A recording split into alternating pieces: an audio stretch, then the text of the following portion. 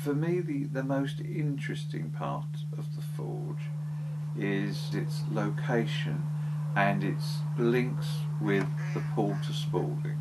Uh, because of its uniqueness, that is probably it's very interesting as a forge. Of course, in its early days, would have been very much linked with the port and actually repairing the parts on the ship that used to use the port. The original building probably had a hole to the back of the forge, which enabled the chains from the boats to come into the forge to be actually mended, for work to be able to be done. There's a hoist that would probably took items from the boats so that the work could be carried out in the forge. We have the 1850 and 1860 account books. The blacksmith at that time was a Mr. Fisher. In his books he records the name of each of the boats that he did work for and each of the captains that actually manned those boats.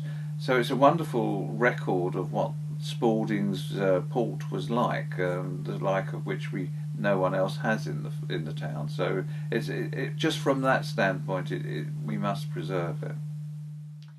The Chambridge Forge got its name from a bridge that went across the river and that was sited to the left of the forge as you look at it, and it took foot passengers across the river. It had two wooden sections that came in from each side of the bank, and in the central section to it there were two sections which opened like doors, I think is probably the best way of describing it, and they opened on chains so that boats could flow to the port itself.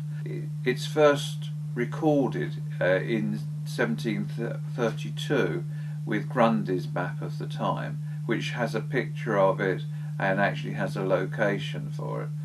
So the forge itself isn't on the map, but it's believed that there was an earlier variant of it, because we can see foundations that show that there was an earlier building, and that was by the side of the bridge, and therefore the close linkage with Chambridge Forge and its bridge was the reason why it was called Chambridge. By 1844 we think that the boats that were using the port by then were getting larger and larger, and there were several incidents where boats had actually collided with the bridge, and in colliding with the bridge they had actually caused damage to it.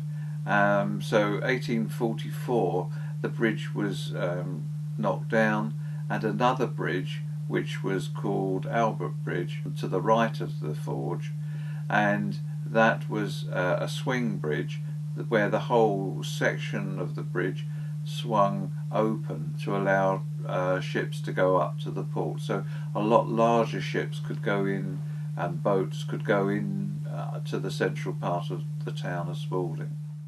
We haven't found anyone earlier than Joseph Rose yet, but Joseph Rose is the first blacksmith, and that was the late 1700s, and then that was then transferred to a Francis South, and then from a Francis South to an Edward Fisher, and then in 1898 then that was built by the Dodd family, and 3 generations of Dodds have worked the forge for that period of time. My grandfather was the 6th son of a middling-sized farmer in South Kyme Fen. One of the boys actually took the farm, and the others went as apprentices or into other work. My grandfather he went as an apprentice to a blacksmith in Swinesard, which would be 5 or 6 miles away. So I imagine he would be in lodgings. At the end of his apprenticeship, he went as a journeyman to Newmarket, plating racehorses, which was very well paid then, well, as it is now, simply in order to put together enough capital to set himself up in business. And by 1898 he'd be 30 then, I should think, and had married and had by then one daughter. he came to Spalding and bought the business here. The forge itself has changed very little. If we look at the 1898 inventory, when Jeff Dodd's grandfather bought the property originally, then most of those items are still within the forge, and you can see them there today. However, to make it friendly for visitors, we have made slight alterations to the building, and from a health and safety point of view, it's safe for visitors to come in and watch the blacksmith at work.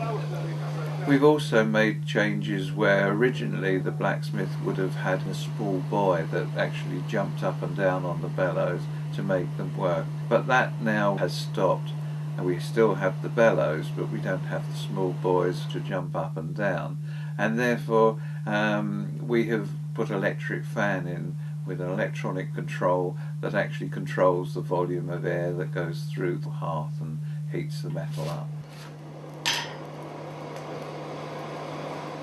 But largely the building is as it was when in 1898, and the outside structure is largely as it was in about 1830, so it hasn't changed that much in that time.